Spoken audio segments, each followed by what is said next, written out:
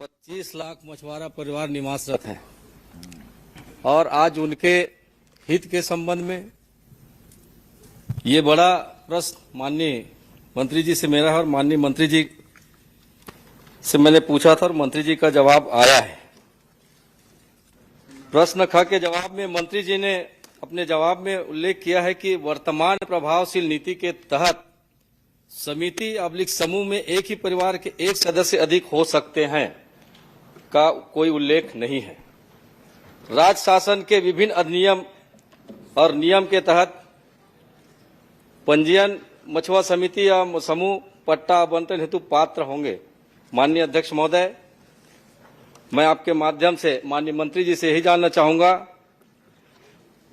कि आपने जो जवाब दिया है, क्या किसी सहकारी समिति के सदस्यों का निर्धारण सदस्यता पंजीयन एवं संचालन का वर्तमान मछली पालन नीति के तहत किया जाता है या छत्तीसगढ़ सोसाइटी अधिनियम 1960 तथा उसके नियमों एवं उप विधियों के अनुसार सहकारिता विभाग द्वारा किया जाता है? माननीय अध्यक्ष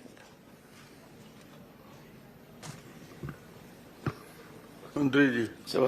अध्यक्ष महोदय, माननीय सदस्य के द्वारा जो जानकारी मांगा गया था उसमें एक एक बिंदुवार हमने जानकारी दिया है।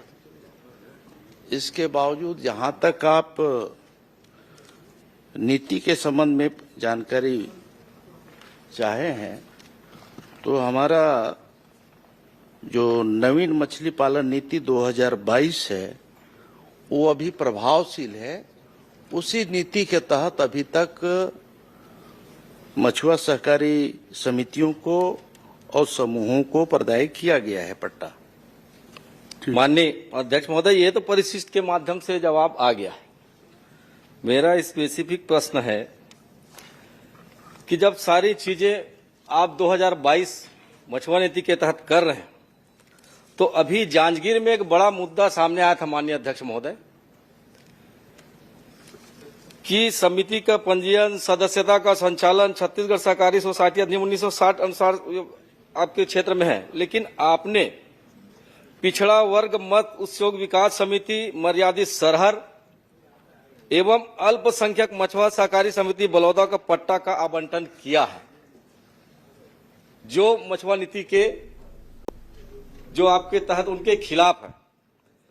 यदि आपने वह कार्यालय पंजीयक संस्था छत्तीसगढ़ रायपुर के पत्र क्रमांक माननीय अध्यक्ष महोदय पंजीयन 2014/2450 द्वारा मत्स्य सहकारी समिति पंजीयन के संबंध में दिशा निर्देश के अनुसार नियम विरुद्ध है, क्योंकि क्रम से बलौदा में 7 परिवार से 14 सदस्य एवं सरहर में 4 से 8 सदस्य ऐसे हैं जो गैर मछुआ समाज के हैं और ये अल्पसंख्यक है। मतलब पूरे परिवार उनके मछुआ समुदाय से संबंधित नहीं, उसको आपने पट्टा आवंटित कर दिया है। और 39 साल से जो समिति वहां पर पंजीकृत हैं वो आज तक मछुआ सहकारी समिति बलौदा 39 वर्ष समिति उसे नहीं मिला है। और यदि उन लोग मांग किए तो माननीय अध्यक्ष महोदय उस समिति के और उस समुदाय के हमारे समुदाय के 21 लोगों के ऊपर FIR हुआ है। FIR 21 लोगों के ऊपर। मांग हम करते हैं, अपने अधिकारों की लड़ाई लड़ते हैं, लेकिन ये सरकार आप चाहते हैं? मैं यही चाह रहा हूं कि यदि निषाद जी लड़ाई लड़ते हो लेकिन पढ़ तो देख देख के रहे हो, देख देख के पढ़। नियम अधिनियम तो बताना पड़ेगा ना। आपको अपने समुदाय की समस्या ही नहीं मालूम है। अरे समस्या मैं बचपन से वही काम कर रहा हूँ, बचपन से वही काम कर रहा हूँ, मुझे पता है निषाद जी समुदाय की समस्या। आप प्रश्न कर लीजिए। मेरा कहने का मतलब यह माननीय अध्यक्ष महोदय, यदि आप मछुआ सहकारी समिति को छोड़ के गैर मछुआ सहकारी समिति को प्राथमिकता क्रम में डालकर आवंटन किए हैं तो क्या ऐसे अधिकारी जो दोषी पाएंगे उनके खिलाफ कार्रवाई करेंगे और जो पात्र हैं उनको ये तालाब आवंटित करेंगे क्या? चलिए अध्यक्ष महोदय, जहां तक समिति के अवैध होने की बात आपने किया है, ये समितियां तो अभी तक वैध हैं। रही बात कि उसमें कोई अनियमितता हुई है तो इसकी जांच भी समिति के द्वारा पहले भी माननीय वहां के स्थानीय कलेक्टर के माध्यम से जो शिकायतें आई थी उसके आधार पे जांच हुई है, जांच के रिपोर्ट आए हैं। उसमें भी इन्होंने बताया है कि कोई गड़बड़ी नहीं हुई। इसके बावजूद मुझे लगता है कि इसमें कुछ और हमें जांच करने की आवश्यकता है। हम उसके विधिवत हम जांच करा रहे हैं समिति के माध्यम से। चलिए, क्या जांच कराना है बता दीजिए। जांच में जो तथ्य आएंगे, माननीय आप अध्यक्ष, जांच क्या चाहते हैं उतना बताइए।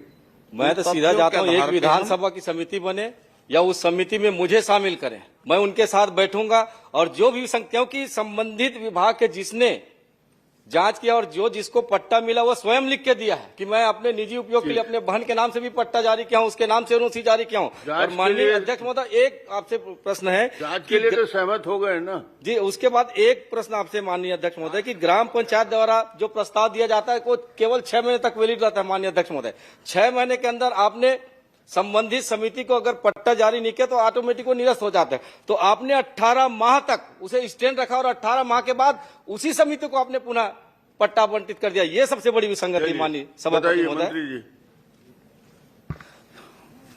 अध्यक्ष महोदय, माननीय सदस्य को ये बताना चाहूंगा कि जहां तक तालाबों का मत्स्य आखेट के लिए जो आवंटन की बात कर रहे हैं आप, वो सीधे विभाग हमारे जिम्मेदार नहीं होता है।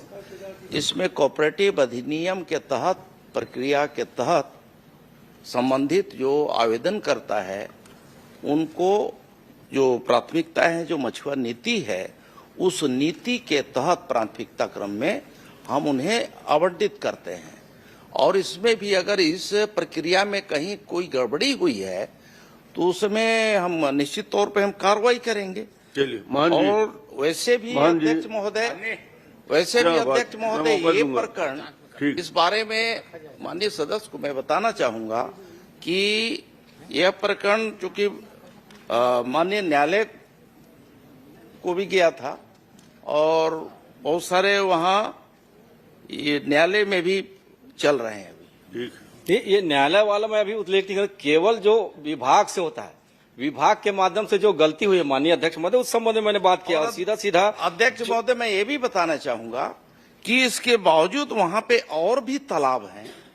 अगर उस समिति को आप चाहते हैं कि किसी को, उनको जिनके साथ नाइंसाफी हुई है, न्याय नहीं हुआ है, तो उन समितियों को भी हम देने के लिए हम तैयार हैं, उनको हम आवंटित करेंगे। चलिए, बहुत पर्याप्त संख्या में। लेकिन वो जो तालाब जो विभाग, बाकी लोग एक मिनट आगे का प्रश्न है। जो विभाग के अधिकारी के द्वारा लिख कर दिया गया है कि ये तालाब आपके जल क्षेत्र आपको दिया जाएगा, उस जल क्षेत्र उस जल क्षेत्र को छोड़ दिया जाता है और संबंधित अधिकारी के द्वारा वो मछुआ समिति को धमकी दिया जाता है कि ये वाला छोड़ दीजिए, बाकी हम देंगे।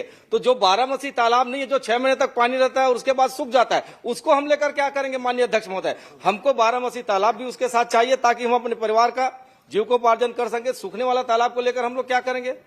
तो ये आपसे निवेदन है माननीय अध्यक्ष महोदय, जो माननीय विभाग के अधिकारी ने सम्मिलित किया था, जो लिख कर दिया था, उसे भी उसमें शामिल करें। और एक समिति जो आप बनाए उसमें मैं आपसे आग्रह करता हूं माननीय आपके माध्यम से अध्यक्ष महोदय, मुझे शामिल करें और वहां पर फिर दूध का दूध और पानी का पानी हो जाएगा। ये बताओ, ये आप कहाँ गुंडरदेही के और जांच करने जाओगे? मैं पूरे प्रदेश का, छत्तीसगढ़ निषाद समाज का प्रदेश का अध्यक्ष हूँ, प्रदेश का और समाज का नेतृत्व करता हूँ माननीय अध्यक्ष महोदय। विधायक के नाते मैं समाज के बारे में भी उतना ही सोचता हूँ जितना मैं अपने विधानसभा के बारे में सोचता हूँ। आप अपना प्रश्न करिए। छत्तीसगढ़ का अयोध्या भी जा सकते हैं। यादव जी, माननीय मंत्री जी, आपका क्षेत्र नहीं है। माननीय मंत्री जी, आप माननीय मंत्री जी, आपसे निवेदन है, आप सुनेंगे जी।